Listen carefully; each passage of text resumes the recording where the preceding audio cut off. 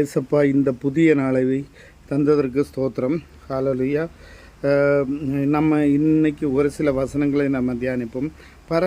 பரம்பரையாக இருந்து வருகிற தரித்திரத்தின் கடன்கார ஆவியை இயேசுவின் நாமத்தில் கட்டி அப்புறப்படுத்துகிறேன். ஐஸ்வர்யமும் கனமும் என் தேவனால் வருகிறது.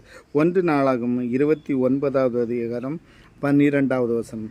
இந்த வசனத்தின்படி பணத்தை இயேசுவின் நாமத்தில் எனக்கு கட்டவிழ்க்கிறேன். ஹல்லேலூயா. அடுத்தது பார்த்திங்கன்னா, என் வாழ்க்கையில் மனிதர்களால் வந்த தரித்திர சாபமான வார்த்தையை இயேசுவின் நாமத்தில் கட்டி சுட்டரித்து அப்புறப்படுத்துகிறேன். நான் பரிபூரண ஆசீர்வாதத்தை பெறுவேன். நீதிமொழிகள் 28வது அதிகாரம் 20வது வசனம். இந்த வசனத்தின்படி பணத்தை இயேசுவின் நாமத்தில் எனக்கு கட்டவிழ்க்கிறேன். ஹல்லேலூயா.